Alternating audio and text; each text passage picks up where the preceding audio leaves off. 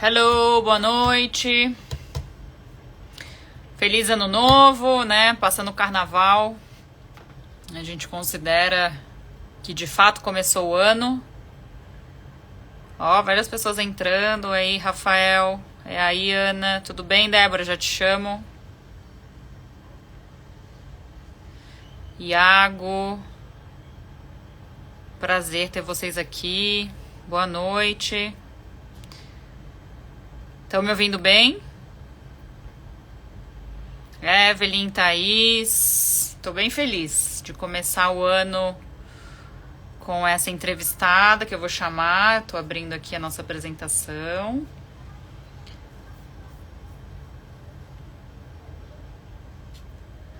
Boa noite. Bem, vou chamar aqui a doutora Débora Portillo. Já está a postos.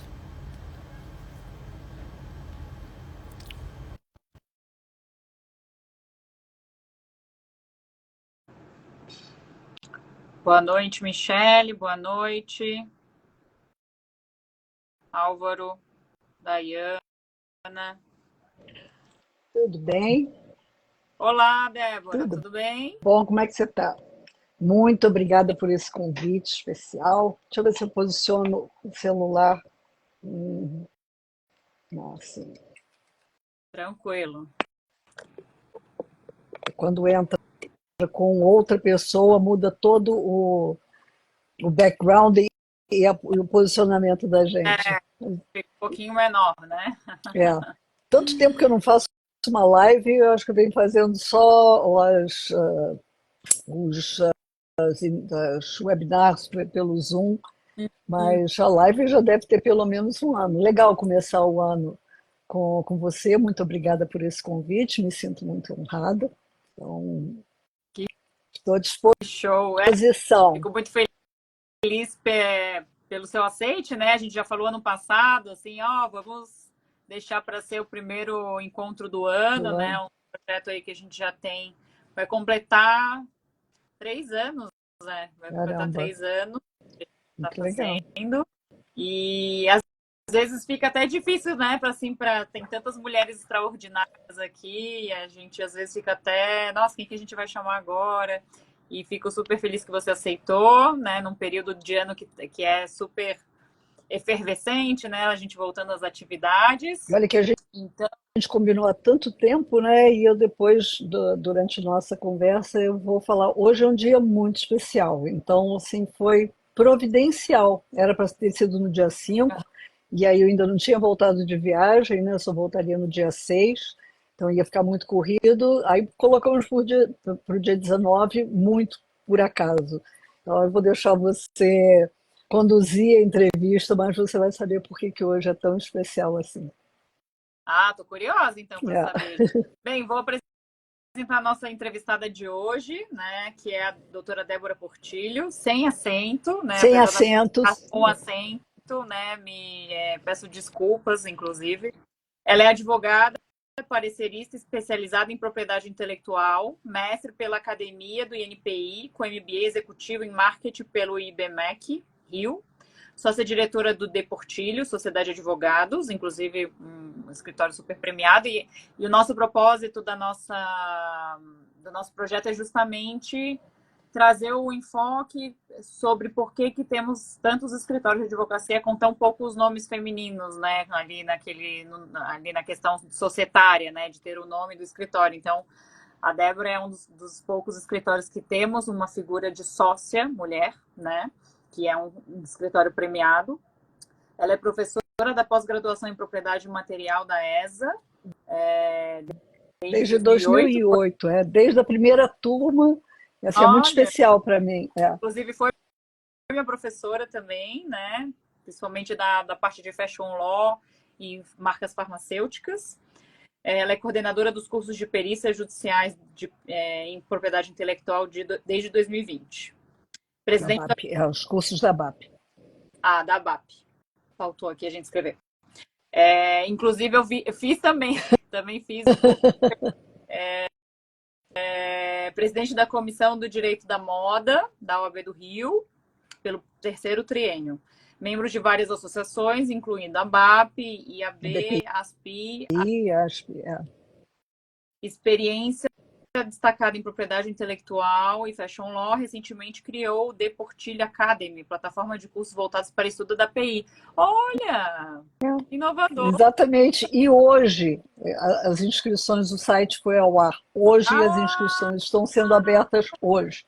Muito em cima da hora, tudo muito corrido, como eu sempre acabo fazendo. Então, foi uma coincidência imensa que nós estamos colocando o site no ar. Colocamos já o site no ar hoje e abrindo as inscrições para o primeiro curso de trade dress da área e com um modelo totalmente diferenciado do que tem no mercado. Tanto que eu estou com o apoio das três associações, a BAP, a BPI e a ASP. Então, as três associações estão apoiando o curso.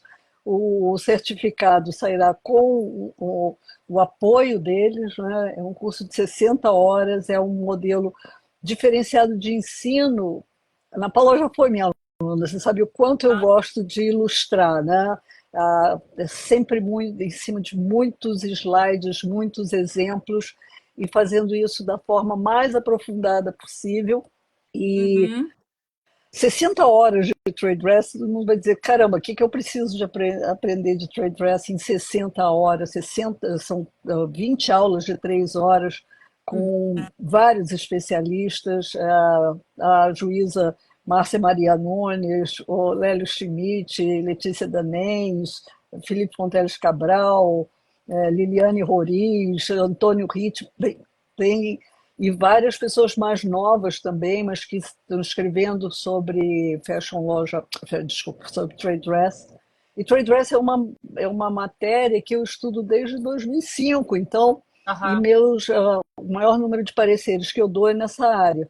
Então, isso para mim, é um curso. Bem, eu estou falando só do curso, não estou deixando nem a sua entrevista, virou Não, jabá do sei. curso. Curso super, né? Estamos super interessados.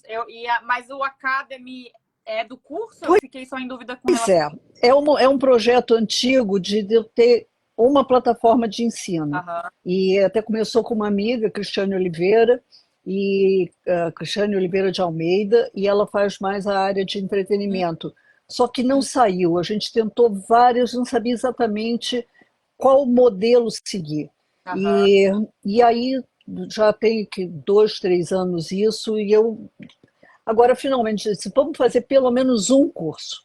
E aí, nisso, como é que vai ser? E aí, eu disse, tem que ser do meu jeito, porque tem que ter um diferencial, não é para concorrer com o que já está no mercado, Hum, é para eu conseguir ensinar da forma aprofundada, como eu gosto.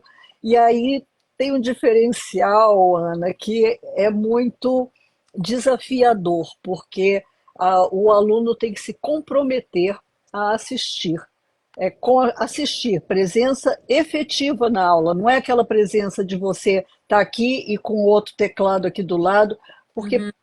atenção só tem 100% de atenção, você não consegue ter 70 e 30.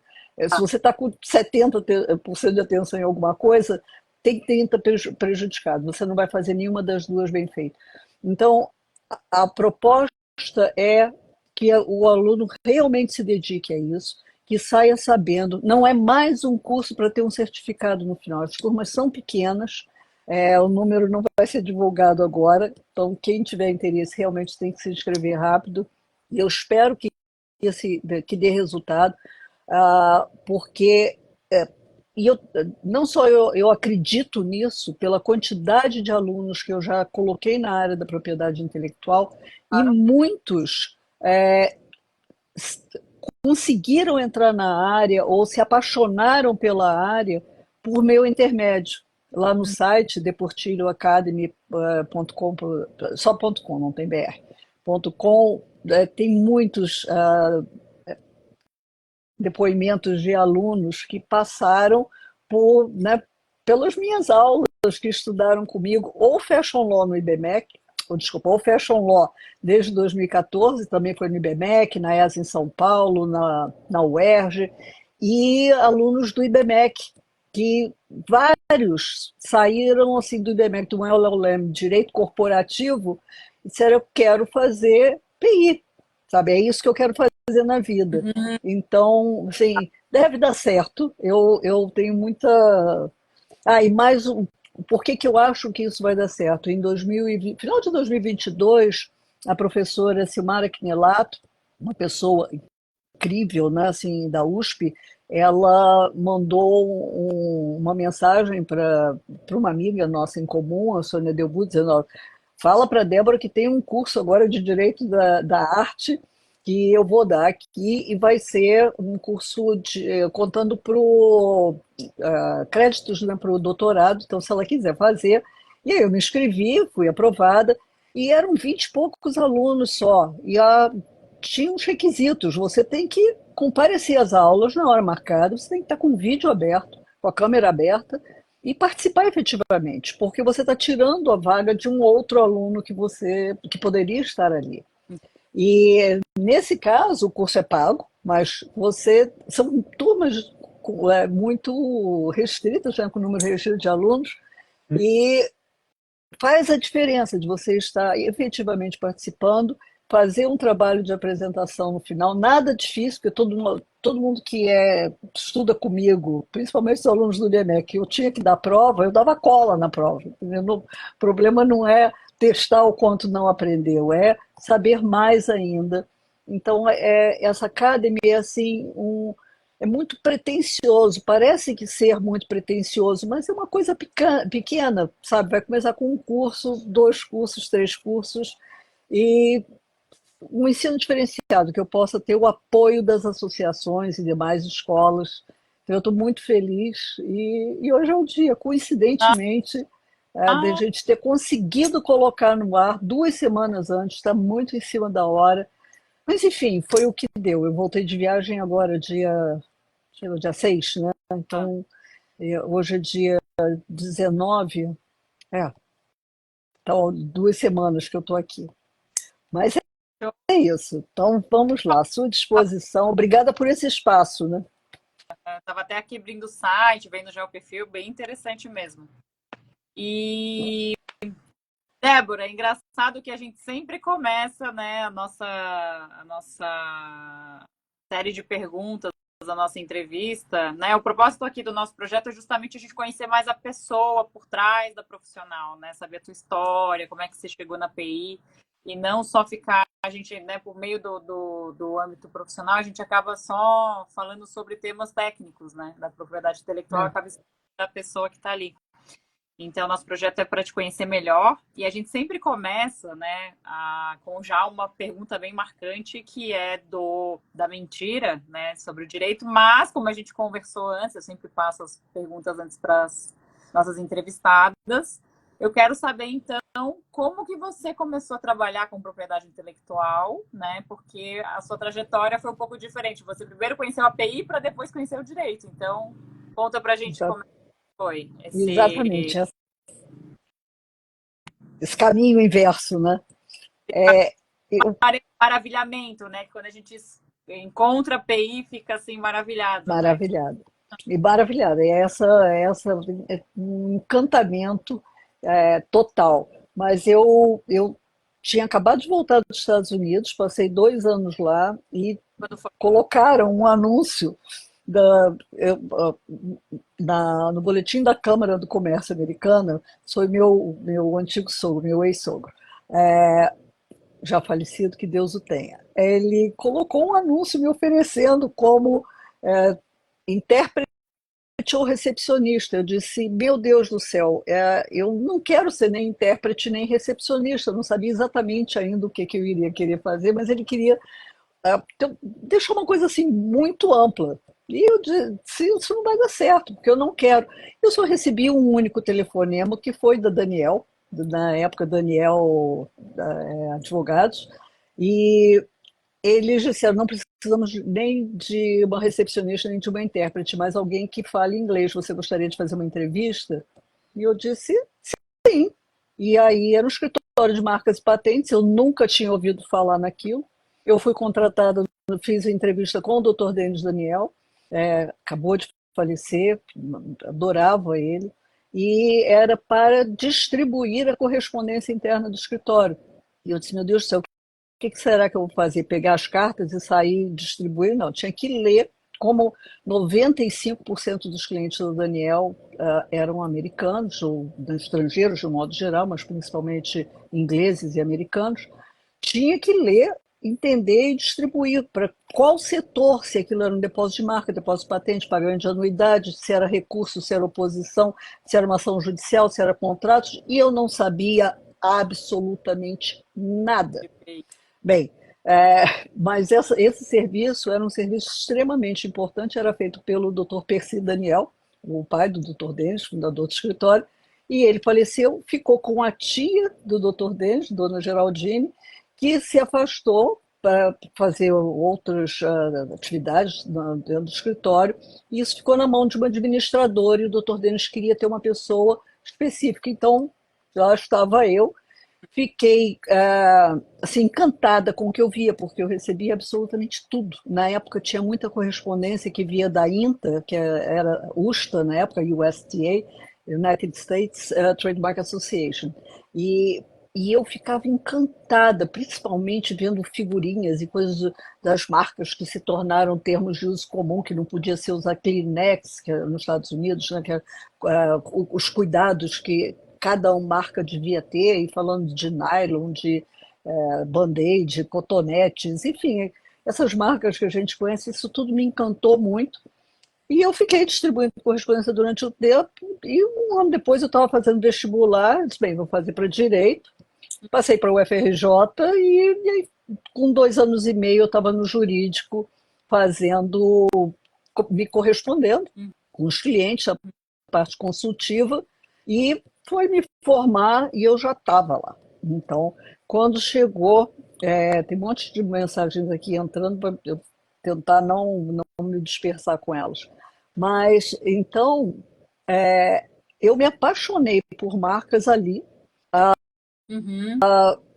e eu disse, é isso que eu quero fazer. Então, fui fazer direito para poder trabalhar na Daniel. Como, né, porque o que eu ia fazer? Eu queria fazer aquilo. E aí vem a sua segunda pergunta. Bem, eu me formei, fiquei lá 25 anos. Então, formei, né, passei advogada ato contínuo e não cheguei nem a ser estagiária, porque eu já era contratada. Era contratada do Daniel. É Daniel advogado, né? O escritório. Hoje em dia, Daniel Law, né, na época tinham 107 funcionários, e assim, eu era casada, né, fiquei 2 anos casada só, e acabou que meu ex-marido, eu me separei do meu ex-marido e casei com quem me ajudava, e é meu marido até hoje, Alexandre Ferreira, que trabalhava lá, mas não era advogado também, ele acabou entrando na faculdade junto comigo, mas ele já estava lá há 6 anos, ele começou com 17 anos, ficou lá 30 e poucos anos. Então, assim, eu não sabia nada de marcas e patentes, foi ele que me ensinou tudo, e eu, com, com o que ele me ensinava, eu lia o inglês, ele me dizia o que tinha que fazer e eu conseguia executar o serviço, porque não dá para você aprender tudo. Entrava absolutamente tudo. Na época não tinha fax, não tinha, era telex. Isso era Uhum. 1983. Era, é muito, são 40 anos na área. Aí eu me formei em 89, quer dizer, tenho 30 e poucos anos de formado, 33 anos de formado, 34 agora, 30, já vai para 35, né? Mas 40 anos na área, é muito tempo, né? Desde bebê, eu digo, mamãe costumava me levar. Aham. Nossa, E aí, por isso que engrena a sua segunda pergunta. que é qual é a maior mentira que te contaram sobre o Pois direito, né? Que geralmente as pessoas é, primeiro no direito para depois. como eu disse, meu marido começou a fazer direito junto comigo, quer dizer, a gente aí na época ainda era namorados, né? Ainda demorei um tempo para me separar, e coisa de 6 meses eu estava separada e namorando o Alexandre, e fizemos faculdade juntos, e ele estagiou normalmente, só que eu fui para o departamento jurídico no segundo ano da faculdade, no segundo período, já, não, segundo período não, desculpa, no quinto período mais ou menos, eu estava no departamento jurídico e ali fiquei. Eu entrei para o jurídico para distribuir a correspondência, porque ela foi seccionada, dividida entre os departamentos, e logo em seguida um advogado saiu e o doutor Denis perguntou: Débora, como é que está o seu inglês escrito? Eu disse: não sei, por quê? Ele disse: é porque o Craig Barley vai sair, então queria saber se você quer ficar no lugar dele. Uhum. E eu disse: tudo bem, vamos ver, né? Então, e aí fiquei. E na época não era tão comum as pessoas irem para os Estados Unidos e voltar e ter um inglês fluente e escrever. E o doutor Denis não me deixava ir para o fórum. Então, assim, eu disse, não, não, não, fórum não, não, não, eu preciso, não, não, não, não, fórum é coisa de estagiário, Débora, não, não, não. E ele falava sempre muito assim com as mãos. Então, assim, ele não deixou que eu fizesse fórum quase que de jeito nenhum, só aquele mínimo obrigatório, porque eu era muito importante na correspondência com o cliente. Uhum. E aí eu não posso culpá-lo, porque eu nunca gostei muito de processo mesmo. Eu gostava da parte estratégica e consultiva, e ali fiquei, mas só que eu ouvi umas coisas assim. Fulano não podia ser advogado, ele não podia nem passar pela porta do fórum, porque não sabe processo. E eu, assim, morrendo de vergonha, porque eu também não sabia processo. E no jurídico tinham várias pessoas que eram processualistas. Então eu não pedia, eu fazia parte do direito material, parte consultiva, mas as ações judiciais iam para os advogados atuantes no contencioso. E, e meu marido também, depois de um tempo, ele começou. Você tem que fazer um curso de processo civil. E eu queria fazer marketing. Aí fui fazer marketing no IBMEC. Você Uhum. tem que fazer processo civil, porque sem processo você não é advogada sem processo. Uhum. E essa foi a grande mentira, porque em 2007 eu fui convidada a dar aula na pós-graduação do IBMEC, até então eu ainda não sabia que isso era uma mentira, e eu fiquei morrendo de medo que algum aluno, eu morria de medo que algum aluno me perguntasse alguma coisa sobre processo, que descobrisse que eu não sabia fazer processo. E isso foi passando, né? E eu, durante um tempo, assim, ainda fiquei muito, com muito medo, muito receio mesmo de que descobrissem aquilo. Você, Débora, não sabe processo, vergonha, ela não é advogada. E aí, Ana Paula, de repente tinha, eu não sei se você chegou a pegar essa época, provavelmente não, tinha um grupo de e-mail, nós trocávamos mensagens sobre PI, né, a comunidade de PI se comunicava pelo e-mail, pelo grupo do Yahoo. Tá bem o final, assim, Chegou a do pegar 8 anos PI Brasil, finalzinho, quando tinha grupo de é, e-mail ainda. Aham. PI Brasil, do Gabriel Leonardo, que coordenava, e aí um dia eu vi o professor Denis Barbosa falando assim, não, porque eu sou como processualista, eu sou paupérrimo, então, há uma. Eu disse, bem, se o professor Denis Barbosa é um processualista paupérrimo, né, se ele se considera, eu posso ser miserável numa boa, porque tem o menor problema. E eu disse, gente, é verdade. E alguém me falou, Débora, o LLM do LLM do IBMEC, né, é direito corporativo, é estratégico e consultivo. Você não precisa saber processo para dar aula. Isso é verdade, tem pós-graduações lá que são voltadas para processo. Não é o caso. E a partir daí, Ana, foi um alívio tão grande dizer que eu podia me dedicar ao direito material sem conhecer ou sem trabalhar com o processo. Então, Uhum. na Daniel eu nunca precisei, mas para dar aula, eu achava que realmente aquilo precisava. Porque dentro da Daniel, aquilo, nós éramos um time, trabalhávamos em equipe. Aliás, é como eu entendo que o trabalho tem que ser feito. Então, nunca tive realmente necessidade. E se eu quisesse, eu poderia ter feito, porque eu tinha liberdade, tinha dos maiores clientes, assim, Shell, a Total da França, dentro de petróleo, Mobil Oil, as grandes farmacêuticas todas estavam comigo, GlaxoSmithKline, Bristol Myers, Abbott, Dow AgroSciences, eram muitos clientes grandes e eu não fazia processo para ninguém, era consultivo e estratégico. E esse era o meu grande diferencial. E eu, quando eu passei a dar pareceres a partir de 2014, eu a primeira coisa que eu passei a falar é, olha, eu não sei processo, eu não faço processo.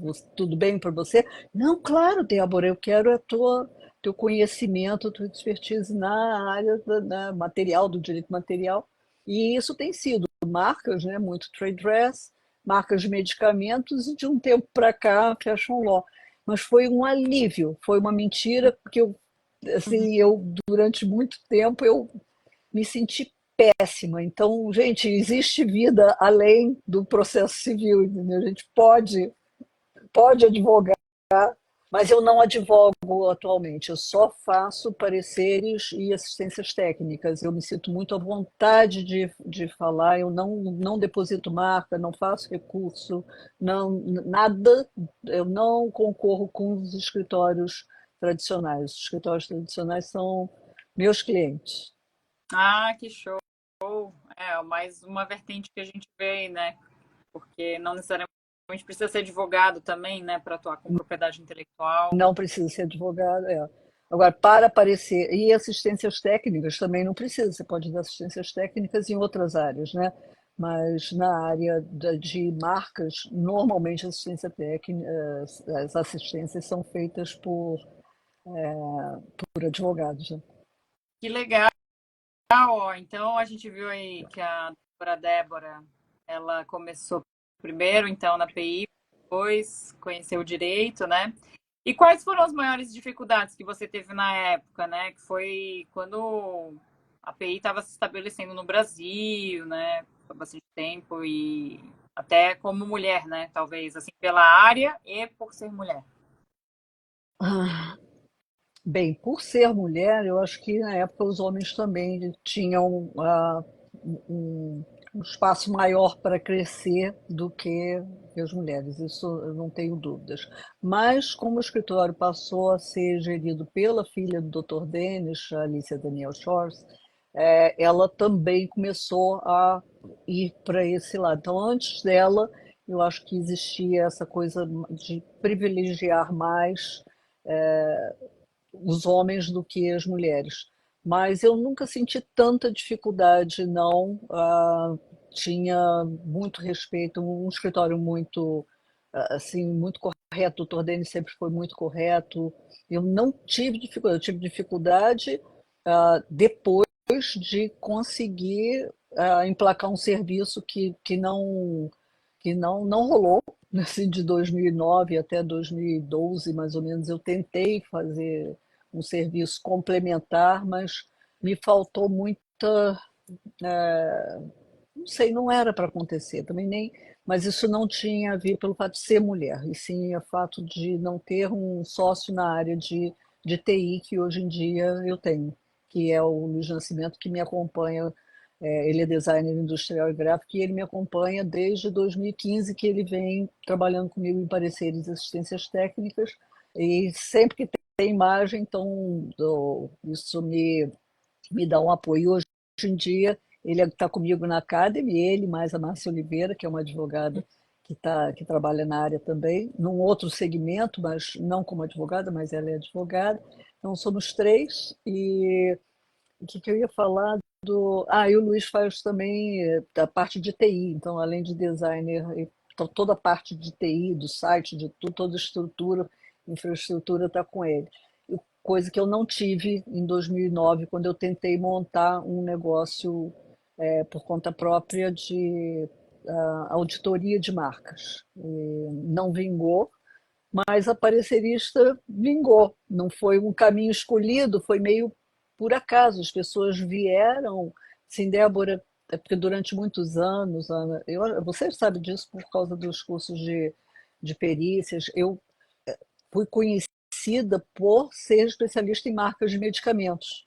Então, Uhum. o pessoal da área de medicamentos, principalmente o pessoal mais antigo, conhece bem o meu nome e tem algumas empresas farmacêuticas que, quando têm ações judiciais, querem um parecer meu antes de mais nada, né? Eu quero o parecer da Débora, por conta do que sabem, do quanto eu estudei de Anvisa, né, e da área regulatória, junto com o TI, colocando os dois, não é só a área regulatória. mas eu era especialista por WO, porque ninguém mais se interessava pelo assunto. Diferentemente do Fashion Law, que Deus e o mundo se interessa por Fashion Law. Então era uma área sem glamour, que eu continuo atuando, ainda dou pareceres nessa área, mas a dificuldade, tá aí, tem uma dificuldade, eu até mencionei isso hoje, a minha dificuldade, depois que saí da Daniel, na Daniel eu saí da Daniel porque eu não consegui acompanhar, eu me recusei a fazer o meta de faturamento. Não existia e passou a ter. Eu disse, eu não me adapto a isso, eu prefiro ir embora.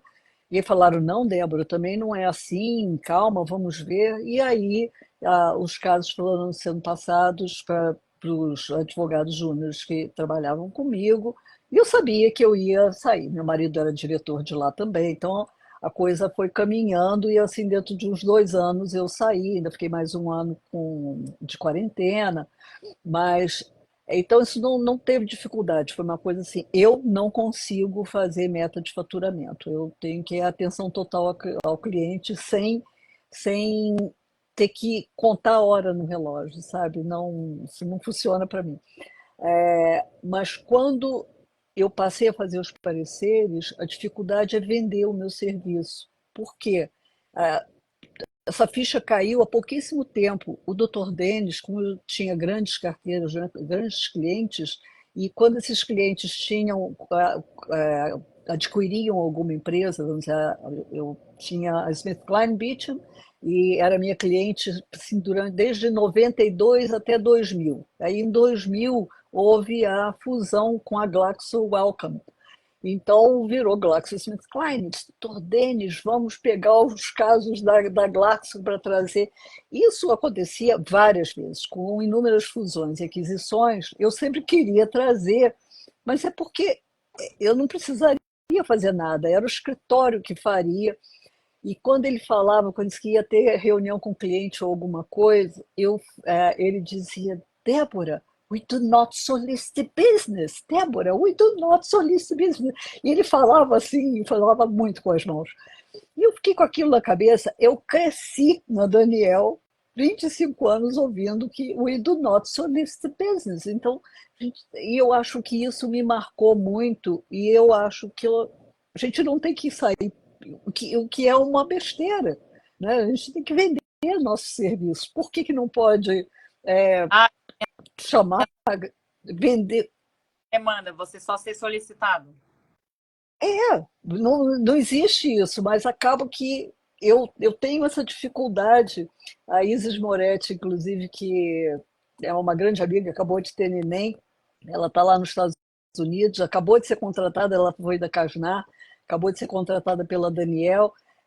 Ela um dia me pediu, Débora, você tem que fazer essa apresentação, porque eu dou vários pareceres para a Casnar.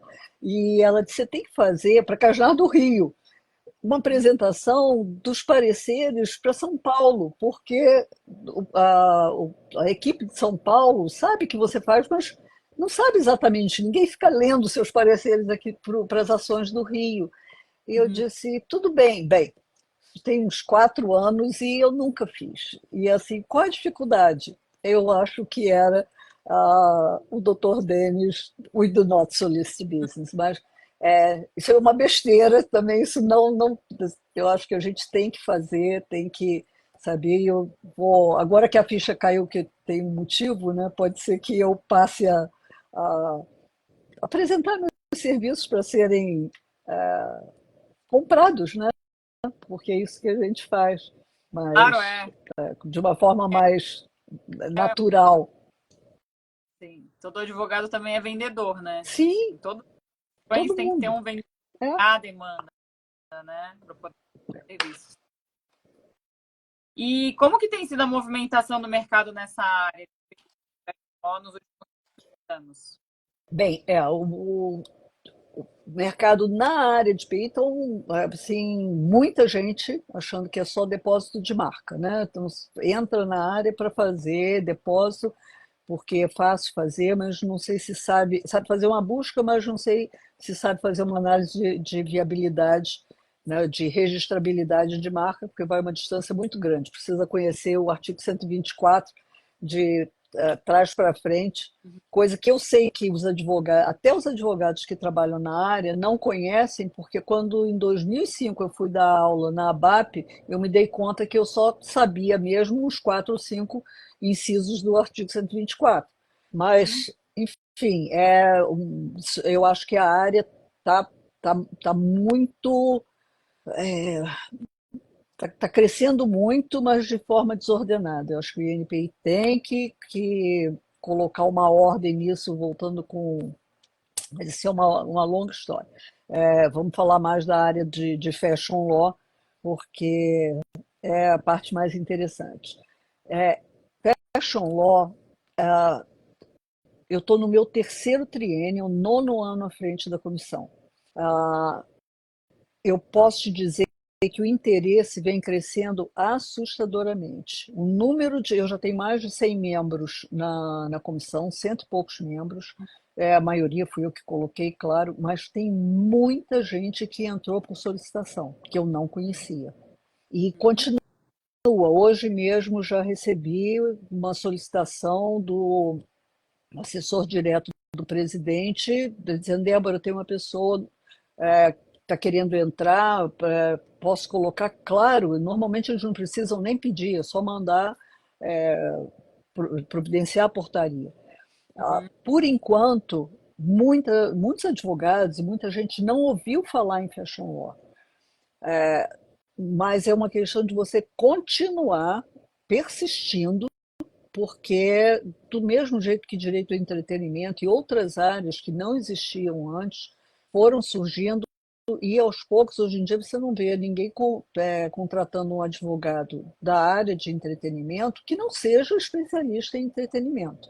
Então, a indústria da moda é muito grande, cheia de especificidades, e não tem advogado sendo formado na faculdade de Direito com exemplos da indústria da moda. Então, a área trabalhista, a área societária, a área consumerista, todos eles, todas elas, têm muitas especificidades e que você precisa entender. Quando eu faço os cursos de Fashion Law, eu vou continuar com a BAP, né? Então, o próximo é em outubro, já está agendado lá no site da BAP, tem, abap.org.br. É, 3 de outubro, se eu não me engano, aqui, a 13 de novembro, 7 de outubro a 15 de novembro, 13 de novembro. Então, o Fashion Law, quando eu faço uma segunda turma de Fashion Law, o primeiro é um básico, no segundo outros direitos na moda, eu falo um pouquinho de cada, vários professores falando um pouquinho, porque em cada área, imobiliária, societária, em cada área tem espaço para você atuar com a indústria da moda. Eu acho que tem que esperar um pouco até isso se solidificar. Tem muitas comissões que abriram e fecharam porque foram abertas por meninas recém-formadas, e aí se desiludiram, porque os clientes não apareceram assim num passe de mágica. Mas é uma questão de tempo, e tem sim, a Comissão de São Paulo está com a Flávia Nascimento, que já é uma advogada já com estrada, professora da Católica de Santos, tem várias áreas, tem a Paula Negrão agora na Comissão de Campinas, a Amanda Câmara de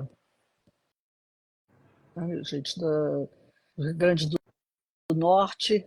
Eu estava falando com outra pessoa que é. Mas tem várias advogadas que estão persistindo e que levando a comissão ali com muita. Eu deixei de citar algumas, mas tem várias. A Frederica Richter foi minha aluna lá em 2015, está na Comissão de Santa Catarina.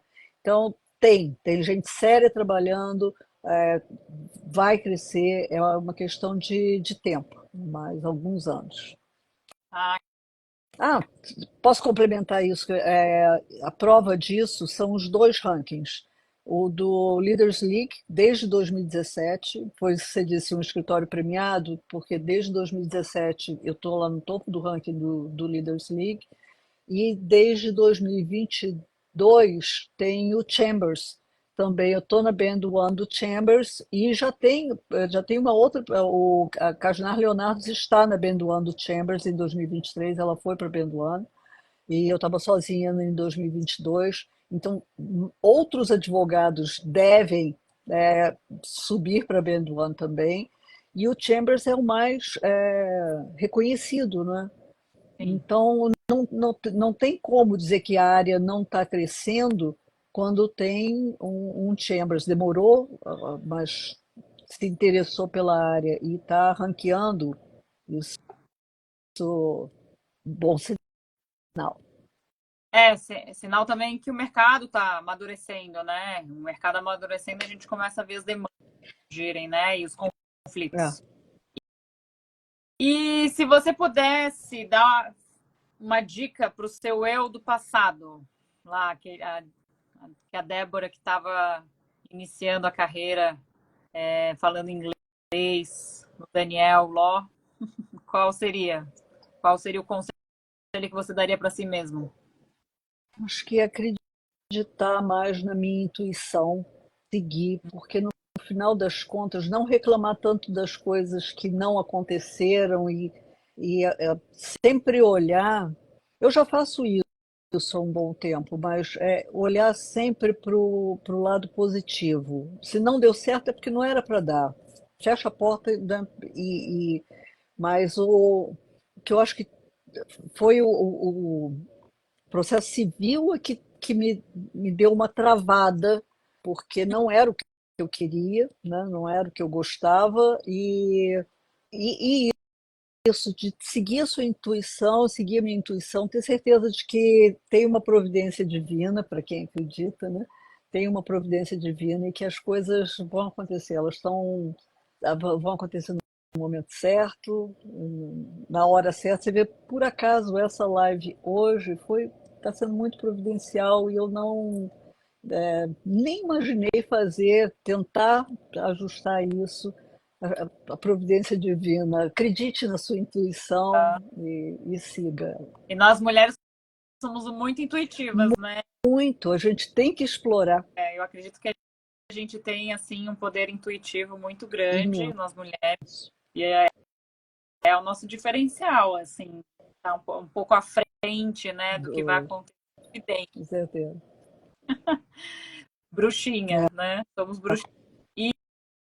E o que você costuma reparar num candidato que vai trabalhar com você? Como é que é a estrutura do seu escritório? Você fica Atualmente eu estou com duas advogadas, uma júnior, uma está começando, assim, quase que estagiária, a Júlia Mata, e a Evelyn Roboredo, que ficou 3 anos na Casnar, e uma secretária. Não é uma estrutura grande, eu faço mais tempo fazendo os pareceres, faço mais tempo cuidando da comissão do que fazendo os pareceres e as assistências técnicas.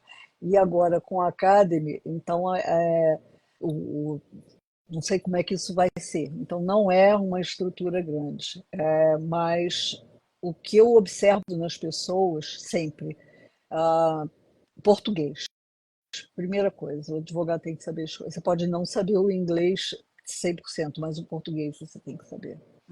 Advogado que não escreve bem, não dá. E como o que eu faço é escrever, e eu gosto de escrever de forma muito didática, tem que ser assim, muito claro, da forma mais clara e concatenada possível. Então eu observo, a primeira coisa é como ele se chega, né? Como é que ele se aproxima de mim, como é que veio pelo Instagram, pelo que muita gente veio me procurar, né? Então a primeira coisa que me procuram é com ora, com o currículo, português currículo, e se é detalhista, se é organizado, e aí você vê por detalhe. Se você pedir para dobrar uma folha, você vai ver se a pessoa dobra segurando com cuidado, se escreve sim, da forma mais correta, se cumpre o horário na hora de você ter marcado com ele, se desmarcar, você pedir. Então, são detalhes que que eu aprendi com o Dr. Denis, que eu aprendi no Daniel. A Daniel foi uma grande escola, mas o Dr. Denis foi um grande professor. Toda a minha, tudo que eu trago assim para toda a ética, tudo foi que Deus o tenha. Ele faleceu há pouco tempo e eu fui no culto em homenagem a ele e assim, foi muito bom rever a esposa dele, a Vládia e a Nelly, e o neto que está à frente, o Robert, também está. Então foi uma família, né? Estou longe de lá, mas parece que continua sendo minha casa, sabe? Porque 2009, a gente está mais de 10 anos, quase 15 anos longe, Uhum. mas um- uma grande escola. Faz 15 anos que você saiu Eu do acho Daniel? que sim, em 2009 eu estava totalmente liberada. Eu acho que eu saí em 2008, eu fiquei um ano como consultora, quarentena, né? Uhum. Mas e ainda tinha ficado, fiquei dando aula lá. Isso foi em 2009. Para você ter ideia, no último dia que eu estava lá, o doutor Denis estava me pedindo, olha, Débora, mandaram um e-mail para a Isabela, não sei quem, encaminharam para a Isabela, mas eu quero que você responda. Eu disse, doutor Denis, hoje é meu último dia aqui. Ah, então tá bom. Então, assim, foi uma saída muito tranquila, ainda fiquei um ano lá e meu marido, como eu disse, continuou lá por mais uns anos, era diretor, sócio-diretor de lá, então a ligação foi grande. E como foi a minha escola toda, e tudo que eu trago de bom, de profissional, eu trago do Dr. Denis e dos meus chefes que eu tive lá. Entendi. Ah, que show. A gente tem muito carinho, assim, pelos lugares onde a É, gente aprende. a gente passou, né?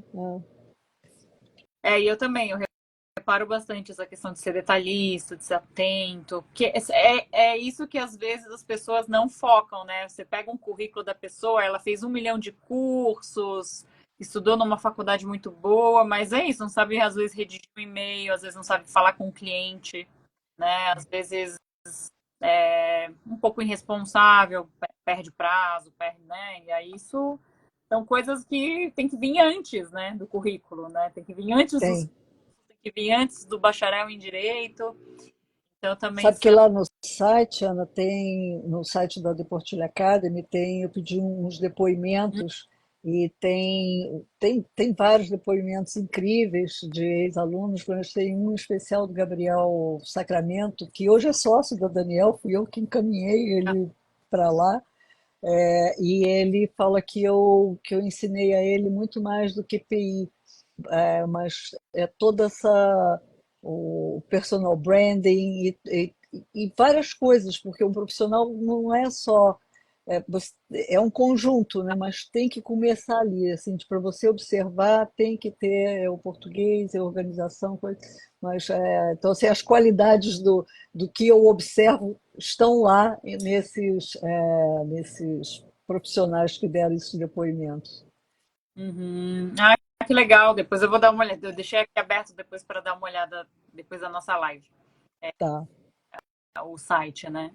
E quais são os temas que você acha que vão estar em alta na propriedade intelectual em 2024? Olha, não é porque é o tema do curso, o Trade Dress, mas o INPI demorou um tempo para conseguir colocar a marca de posição, né, como uma possibilidade de registro. E eu fui convidada pela ASP para dar uma palestra lá em 2018, se eu não me engano. E aí, na época, eu vi que o INPI já estava com a possibilidade lá de marca de posição na busca avançada. Eu disse, então, caramba, isso realmente é uma possibilidade. Então, eu fui falar sobre marca de posição e pesquisando, e não era uma coisa que estava divulgada ainda, porque era só um detalhe lá na busca de marca de posição. Demorou, né, um bom tempo, pelo menos desde 2017, 2018, e agora é o trade dress. Já se fala em registro de trade dress. Eu, particularmente, acho que não é uma. Não é simples, teria que ter o secondary meaning, essa é a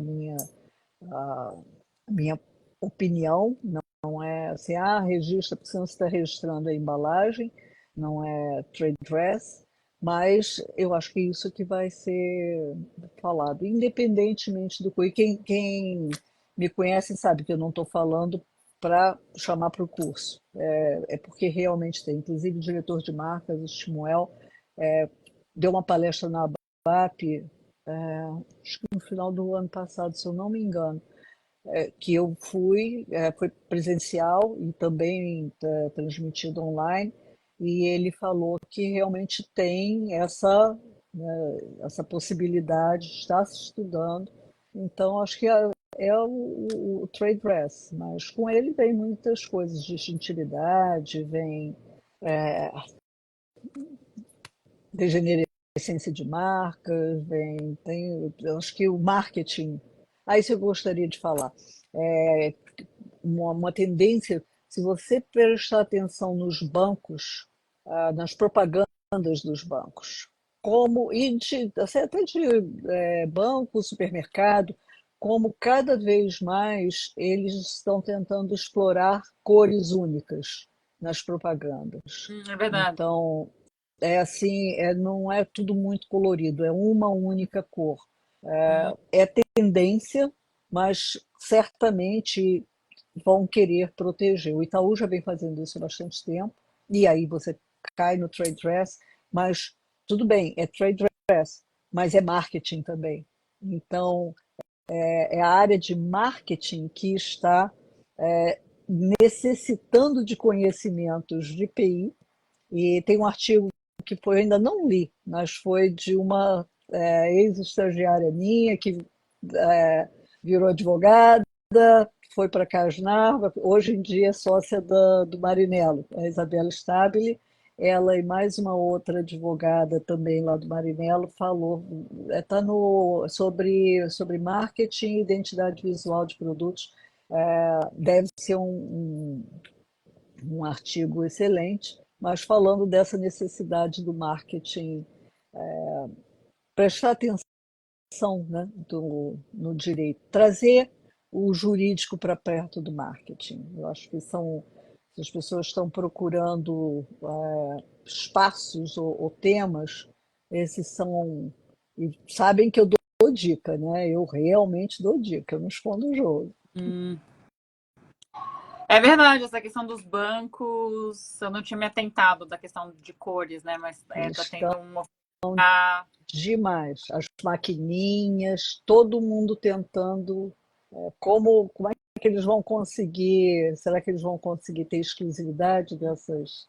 Acho que o hum, marketing tá precisando de atenção do jurídico, porque o jurídico não tem conhecimento, o jurídico deles, né, não tem conhecimento ainda hum, sobre essa possibilidade de proteção. sim. Bem, aí acabou também que você já respondeu um pouco da seguinte pergunta, que seria a questão do desenvolvimento da área de fashion law. Não sei se você quer complementar, né? Você falou da questão da marca de posição, que agora o INPI tem apresentado esse tipo de proteção, né? A questão do trade dress, que a gente vem também dado Também. bastante. Fashion law vai crescer muito. Eu acho que não é para você abandonar tudo que está fazendo, se dedicar ao fashion, mas não deixe de estudar alguma área se você faz imobiliário, interesse pela área de moda, né? Quais são as características, quais são as necessidades dessa indústria? E é impressionante como até os profissionais que estão na área não percebem isso. Uhum. Profissionais que estão há muitos anos. Então, é tudo fashion law, é tudo direito da moda, não é só propriedade intelectual na moda. Fashion law deixou de ser propriedade intelectual da moda. Eu costumo dizer, Ana, que é a indústria da moda, se fosse fazer uma analogia com o nosso sistema solar, a indústria da moda seria o Sol, e os planetas que gravitam em torno do Sol seriam as diferentes áreas do direito. a propriedade intelectual é a Terra, é o planeta mais importante, não é o maior, mas é o mais importante. Mas tem planetas imensos, né, que precisam de atenção e que estão ali gravitando, e precisam. Então, foi a propriedade intelectual que chamou a atenção, que descobriu esse mercado que é tão estigmatizado, porque ninguém presta atenção na indústria da moda, a não ser pessoal de moda, porque é meio fútil, sempre acham que. E eu não cuido de moda, assim, eu não leio Vogue. Eu folheio Vogue de vez em quando. Eu gosto de moda, eu gosto de vestir bem, mas eu não curto os desfiles, até deveria. As pessoas, como você não faz? Não, eu curto PI. Eu sou uma mulher de PI. São mulheres na propriedade intelectual, eu sou uma delas.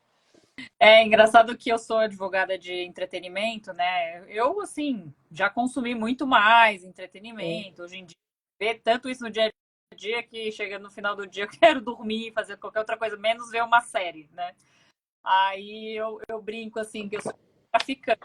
Eu só trabalho com isso, eu não consumo muito. Mas como assim? Tu não viu a série, né, X e tal? Aí eu, gente, não, que eu acho isso também, assim, eu trabalho com entretenimento, amo de paixão, assim, nossa, estou completamente apaixonada, mas também eu vejo, né, eu acho que até essa questão que você tem trazido da questão de ser fútil e tal, a gente vê também os pontos negativos do mercado onde a gente trabalha, né, É. aos olhos, às vezes eu vejo que as pessoas, às vezes se dedicam ao entretenimento, e agora eu acho que até a questão dos bets veio até como é, talvez um ponto de atenção para a saúde mental das pessoas, né? Essa necessidade de estar sempre online, sempre nas redes sociais, sempre jogando, sempre tendo fontes de prazer, né? É algo que eu tenho também assim, refletido um pouco, né? Então, não fechar os olhos para os pontos que a gente vê no mercado que a gente atua, assim, né, desfavoráveis, né, que acabam minando o próprio mercado, né, É. interessante ponto. Bem, a gente vai aí se encaminhando para o final do nosso episódio, né, né, Season 3, episódio Legal. Débora. Um livro que todo mundo deveria ler, não necessariamente jurídico, né, não necessariamente de PI. Pois é. Tem que trazer, assim, que livro, né? E eu resolvi trazer dois livros. Um eu resolvi falar porque foi um livro que me ajudou muito. E não só me ajudou, mas, assim, numa hora de desespero, lá ainda na Daniel, uma situação muito difícil que eu não podia, ou eu ia ser tida como mentirosa, ou então maluca, ou irresponsável, e eu consegui com esse livro, ele me ajudou a sair dessa situação. Tipo, se correr o bicho pega, se ficar o bicho come. E a partir daí eu passei a recomendar. E uma das pessoas para quem eu recomendei foi Sônia Maria Delbu, que é uma grande amiga, parecerista na área, mas assim, Sim, medicista. Oi?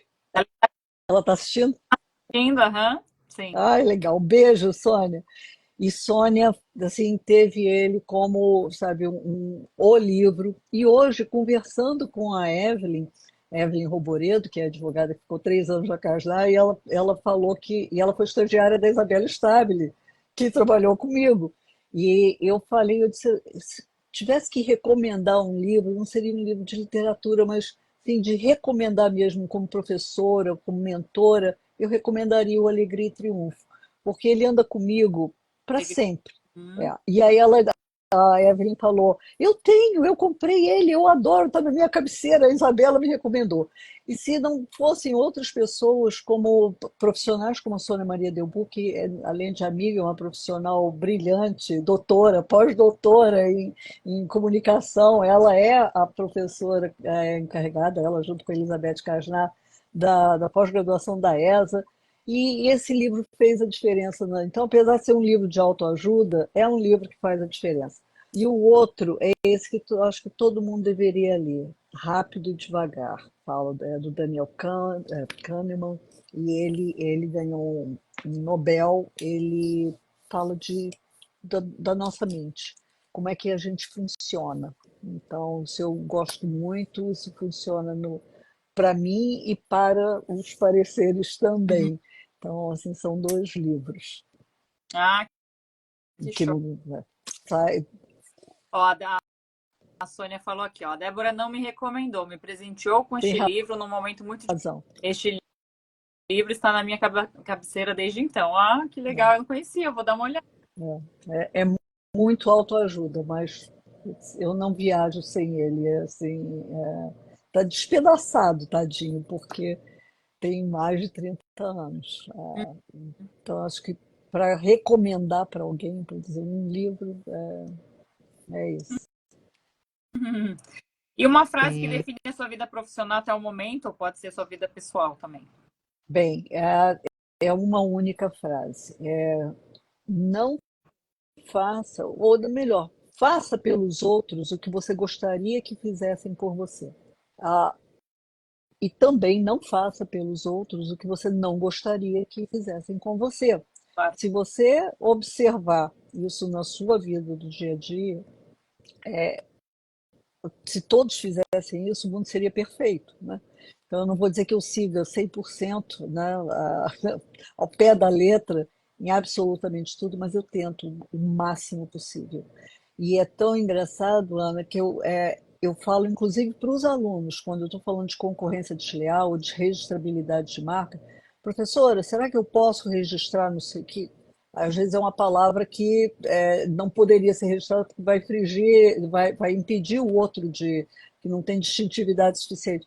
Eu pergunto, se você fosse seu concorrente, você acha que seria legal o outro ter exclusividade, porque registro de marca é isso, é para você ter direito ao uso exclusivo dessa marca. Se você fosse seu concorrente, você gostaria que poderia ter? Ah, não. Então, se for concorrência desleal, se coloca no lugar do outro. Então, sempre se coloque no lugar do outro. E isso pauta minha vida toda, os ensinamentos para minha filha, e eu tento, ao máximo, fazer isso. Sempre pensar no outro, dizer, eu gostaria que fizesse, eu estendo a mão antes de. E, e também não faço e faço assim, Hum. proativamente e tento não fazer com os outros que eu não gostaria que fizessem comigo. É, tá certíssima. Também aplico muito essa frase. Essa E eu acho é a frase. uma frase que influencia muito na nossa evolução, né? A gente Sim. tá aqui para ser a nossa melhor versão. É. E uma mulher que te inspira, Débora?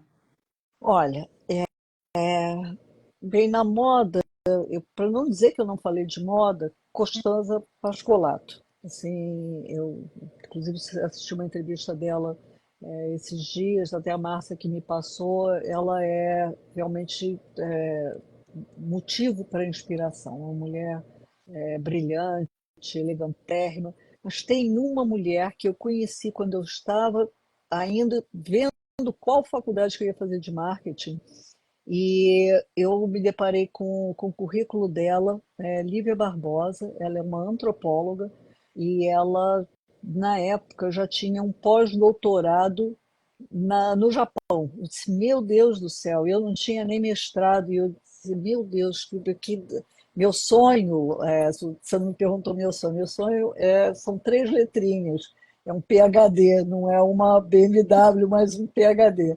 E ela tinha um pós-doutorado na área, de exposição, o máximo dos máximos. E eu descobri que ela morava no meu prédio e passei a conversar com ela.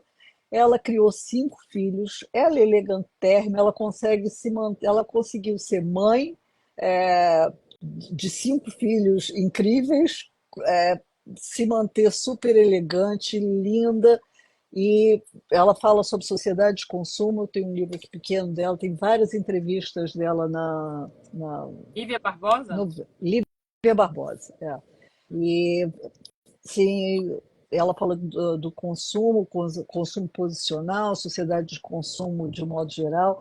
Então, eu gosto dela, sempre penso assim, eu quero ter aquele pós-doutorado, eu quero poder estar sempre, ela magra, elegante, linda, só aquelas coisas todas que você você quer manter e nem sempre consegue. E criar filhos, 5 filhos sozinha, então eu acho que ela realmente sempre me inspirou.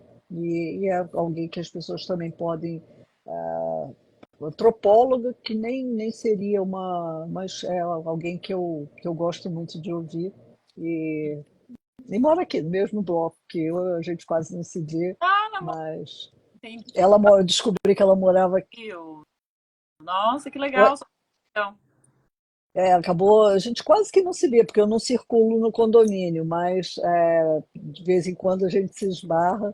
E sempre que eu preciso de alguma ajuda, falando de doutorado, ela sempre está disposta a ajudar. Então é alguém que eu gosto muito. Vou falar para ela assistir essa live, porque ela não sabe que eu vou falar dela, ela não sabe o quão, né? Quando eu crescer eu quero ser assim, sabe? É Lívia Barbosa. que show. E você mora no Rio? Eu moro no Rio. Eu moro no Rio, perto da Urca, no Mirante do Pasmado, Ah, num condomínio aqui em cima, que é assim, bem quase fora do Rio, que é num parque. É bem gostoso. que show.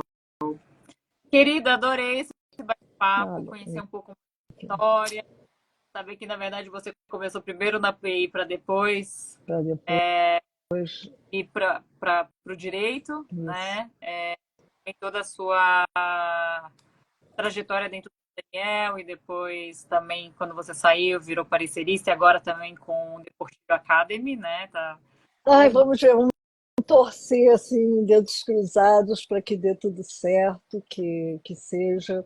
É uma proposta de ensino muito diferenciada, Ana. É para formar profissionais com conhecimento aprofundado, e que estejam realmente dispostos a aprender, porque me incomoda muito estar falando para uma tela fechada. Claro. Eu não gosto de dar aula, eu não gosto de dar palestra, eu gosto de transmitir conhecimento. Você só consegue transmitir conhecimento se tem alguém querendo aprender. Uhum, Entendeu? Dar aula para tela fechada, para câmera fechada, não funciona. sim. E saber mais, né, do que você pensa como pessoa, né, sobre essa questão da frase, das mulheres que te inspiram. Adorei. Eu que agradeço. Alguma pergunta aqui na nossa caixinha? Não temos. Ah, Florence passou por mim também. Florence, uma graça de menina. Tanta gente, eu tenho muito orgulho de ter colocado tanta gente no mercado. Sim. É muito legal, é muito legal. Aham. Assim, é muito especial. É muito bom a gente compartilhar o que a gente ama, né? A Júlia Mata, olha, está comigo agora.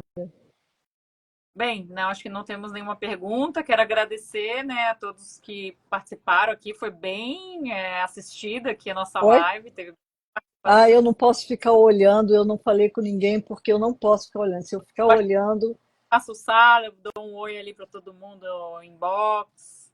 E agradecer a sua disponibilidade, imagina, Débora.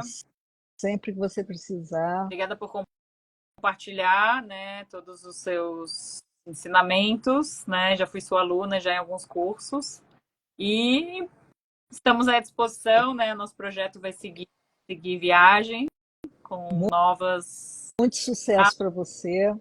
Você é brilhante, então não tem, já agora com esse projeto e com o escritório de entretenimento,